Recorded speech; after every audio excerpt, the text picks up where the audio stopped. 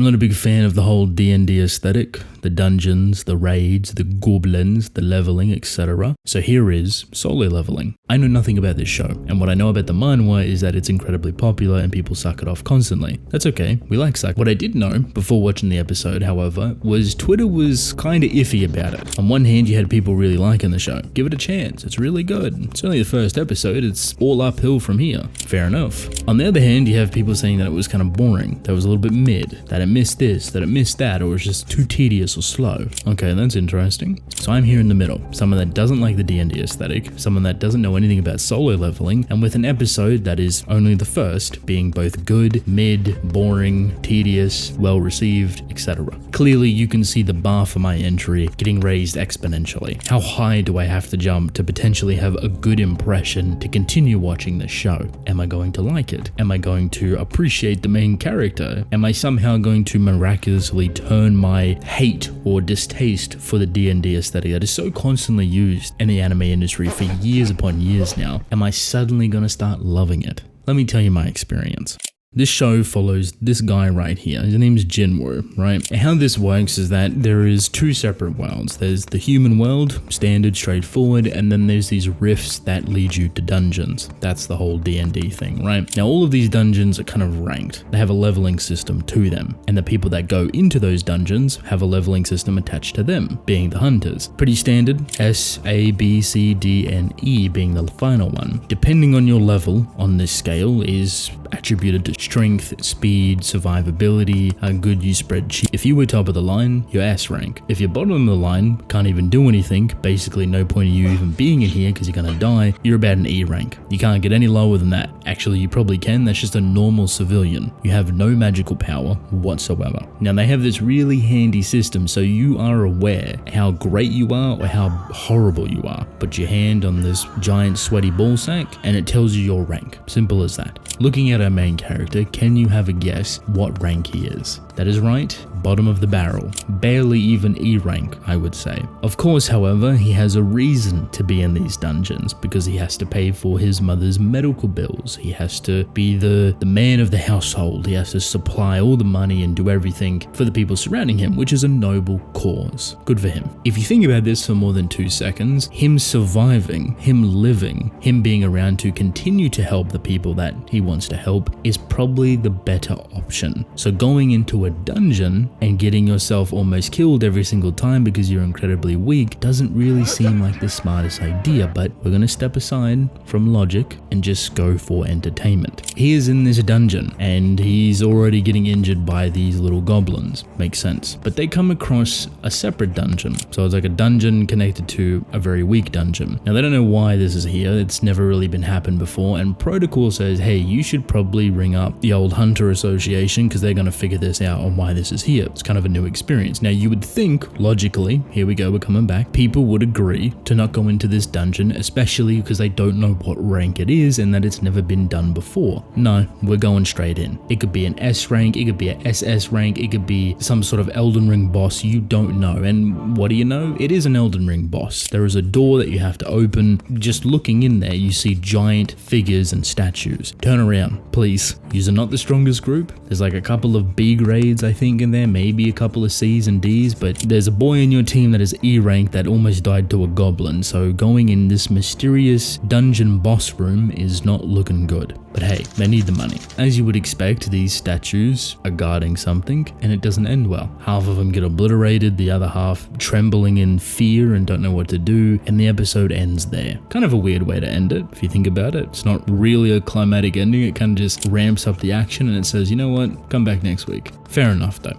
Now the big questions for all of this, was I entertained? Did I enjoy what I watched? Would I continue to watch this show? Let me just say this. I was partially entertained. I was partially interested in certain things. When it came to the whole dungeon and raiding and going in there, I didn't really care at all for that. Like, standard, right? It's pretty straightforward. When you get to the mysterious boss room, however, of course, something interesting and unique is meant to be propped in there that's going to drastically affect the main character. That's what I assume. I imagine for the future, this setting has a lot of room to bloom, to explore, to really expand that gapingness into a lot of different aspects. Stuff that's a lot more enjoyable, a lot more intense, a lot more crazy and chaotic, you name it, surrounding the main character, surrounding the whole ranking, leveling system, mostly because they specifically mention that you can't actually level up when you get your rank. I don't really know what that's imposed in there. It seems kind of hopeless. If you get an E rank, you may as well just not go to the dungeon at all. But in saying that, you can get weapons that are better, I believe, than your rank, that give you a better chance to go up higher. So, I mean, it kind of makes sense, but then at the same time, if you're E rank using like an S rank weapon, where does that put you? Like C tier? B tier? How does that really equal that? Are you even good enough to use that S tier weapon? Is that even possible? So clearly something's going to be broken here. There's going to be ways people can level artificially or whatever, and coming in contact with whatever is within that dungeon, some sort of god maybe, some sort of being, probably makes it to be so. Now, that's just guessing. Clearly there's more to this main character, and they're about to go through probably a very massive transformation throughout the show. That's thinking about it. Is that reflective of the first episode? 100% no. There is enjoyment to be had here, but honestly, I think it's a pretty basic and safe first episode. The most action you get in here is actually in the first 2 minutes, but the first 2 minutes don't do anything for you. You could actually take it out and probably be a more enjoyable experience, which is kind of weird to say because it's like, oh, it has the best action within there. Let me explain. I don't understand the first 2 minutes. There's probably only one character that you should remember who's like a general. Then everything else is kind of just a show off of animation, and it's pretty. Don't get me wrong. It's very fluid. It looks great. It's animated really well, but everything in there is kind of just like, look at this guy get killed by something and then these people come and kill it. That's it. The general is the one kind of leading everything, who actually has a name that transfers over to the actual story. And I felt that same kind of why is this here feeling with stuff that is unrelated to the main character. Every time we jump to someone else, it felt kind of jarring in a way. Like, oh, here's this random woman who looks very pretty and very powerful. She's like one of the best hunters, S rank you can get. This is her name. Here she is. And it's like, okay, that's a